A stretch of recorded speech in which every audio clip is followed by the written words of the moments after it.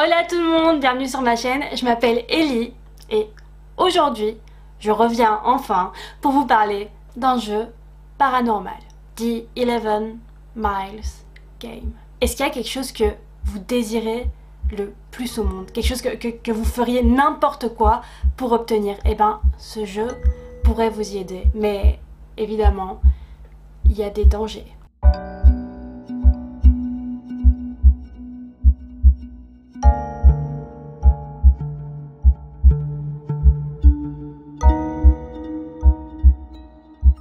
The 11 Miles Game, c'est un jeu qui permettra aux joueurs qui réussissent ce jeu de faire un vœu, n'importe lequel, pour obtenir ce qu'il veut. Mais encore une fois, il est vraiment déconseillé d'y jouer parce qu'il y a des gros dangers de mort et de perdition. Voici le matériel pour jouer à ce jeu. Il faut un joueur, pas deux, pas trois, un. Tu peux pas le faire avec des amis pour te rassurer. Il faut une voiture, donc si tu n'as pas le permis, t'es baisé. Il faut une radio qui est connecté à cette voiture et il faut un vœu ou un désir profond, quelque chose dont on a envie plus que tout au monde. Voici les précautions à prendre pour pouvoir jouer à ce jeu. Il ne faut pas sortir de la voiture ni ouvrir les fenêtres pendant qu'on joue au jeu. Il ne faut pas allumer la radio, pas écouter de la musique ni utiliser son téléphone sous aucun prétexte. Il faut ne pas conduire à plus de 50 km/h parce que la sécurité routière c'est important même quand on se fait poursuivre par des entités. Bien remplir son réservoir à essence parce que si on tombe en panne, on peut mourir. Ça va de soi, mais si on appelle un démon pendant qu'on est dans la voiture ou si on emmène un objet hanté avec soi, on va mourir. Enfin, ça me semble aller de soi, mais il vaut mieux prévenir.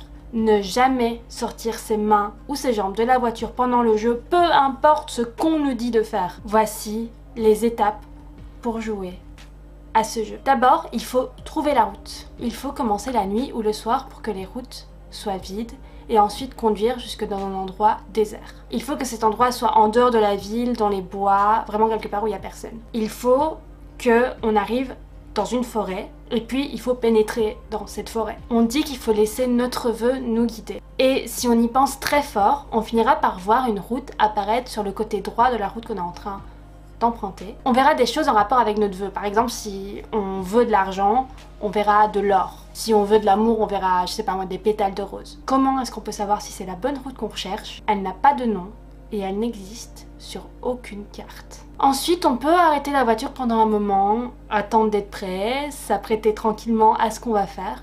Parce qu'une fois qu'on est rentré sur cette route, il n'y a pas moyen de faire marche arrière. Et en plus, le temps s'écoule différemment que dans notre monde, parce qu'on va entrer dans un autre monde. Une fois qu'on y est arrivé, c'est tout. C'est fini, on doit aller jusqu'au bout. Donc il vaut mieux s'apprêter à y aller sur cette route. J'espère pour vous que votre vœu est assez important pour faire tout ça, parce que là vraiment, moi déjà j'aurais abandonné. Ensuite, une fois qu'on est prêt, il faut tourner à droite, commencer le voyage et surtout couper la radio, ne surtout pas l'avoir allumée. Voici ce qui va se passer pendant votre voyage. Pendant le premier mile, rien ne va sembler vraiment différent à part le ciel qui est plus clair et qui va permettre de voir les étoiles et la température qui va baisser. On peut allumer le chauffage, c'est totalement autorisé. Lors du deuxième mile, il est conseillé de vraiment allumer le chauffage si on l'a pas déjà fait parce que la route va devenir de plus en plus froide et on va avoir besoin de chaleur. Troisième mile, il faut ignorer les silhouettes qui se dressent à travers les arbres même si elles ont l'air humaines. À ce moment-là du voyage,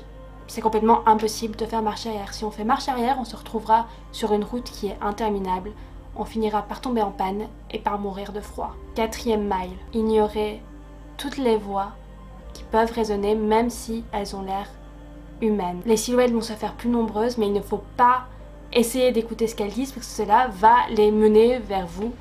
Il faut surtout penser à son vœu pour essayer de les éloigner. Au cinquième mile, les arbres vont disparaître, un lac va apparaître à gauche de la route et la lune va avoir l'air étrangement claire. Il faut ignorer toutes ces choses. Si on a le malheur de regarder la lune pendant trop longtemps, on tombera dans le lac et on finira par s'y noyer. Je vous ai dit qu'il y en avait des dangers dans ce jeu, je vous l'ai dit. Au sixième mile, les arbres vont réapparaître, les étoiles vont disparaître et les phares de la voiture risquent de commencer à clignoter. Il faut ignorer tout ça.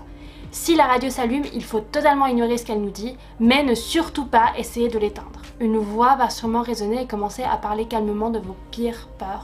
Il faut totalement l'ignorer. Septième mile, les voix vont se faire de plus en plus nombreuses. Il faut absolument les ignorer.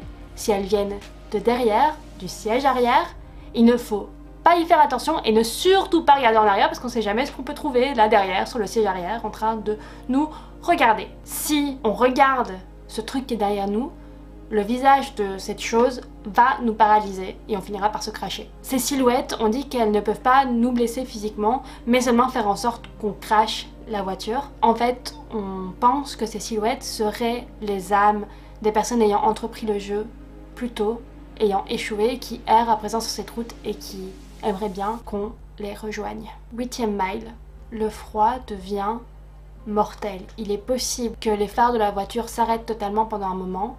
On peut conduire plus lentement, mais on ne peut surtout pas s'arrêter. Quoi qu'il arrive, il ne faut pas s'arrêter. Les silhouettes se sont mises à suivre la voiture à ce stade et on ne veut surtout pas qu'elle rattrape la voiture. 9e mile, la voiture va complètement s'arrêter. Il ne faut surtout pas paniquer, fermer les yeux et essayer de redémarrer la voiture. Il ne faut surtout pas ouvrir les yeux avant d'avoir atteint le 10e mile. Donc conduire les yeux fermés, ce qui est un peu dangereux, mais c'est peut-être moins dangereux que de voir les silhouettes autour de la voiture. 10e mile, il ne faut pas regarder dans les miroirs, dans les rétroviseurs, rien du tout. En fait, les silhouettes là sont vraiment en train de suivre la voiture et on ne veut pas les voir. Là, à ce moment-là, les silhouettes ont l'air heureuses, impressionnées qu'on soit arrivé aussi loin. Mais en fait, c'est faux. Elles sont pas impressionnées, elles sont simplement heureuses parce qu'elles savent qu'on marche vers notre mort. 11e mile, on arrive à la fin. La voiture va s'arrêter, mais elle va continuer à avancer. Une lumière rouge va s'allumer devant la voiture. À ce moment-là, il faut fermer les yeux, couvrir ses oreilles de ses mains, ne surtout pas regarder ce qui se passe. Il faut vraiment s'assurer qu'on ne peut rien voir du tout. Peu importe ce qu'on entend, ce qu'on sent, peu importe à quel point il fait chaud dans cette lumière rouge, il ne faut surtout pas regarder. On va entendre des choses horribles. On va sentir des choses horribles. Ça va durer 31 secondes. Certains pensent que cette lumière rouge est une transition vers l'enfer et que si on ouvre les yeux, on trouvera notre mort. Quand tout s'arrête enfin et que la voiture redémarre, on peut ouvrir les yeux, s'arrêter un moment, respirer avant de redémarrer. Finalement, on arrive à un cul-de-sac.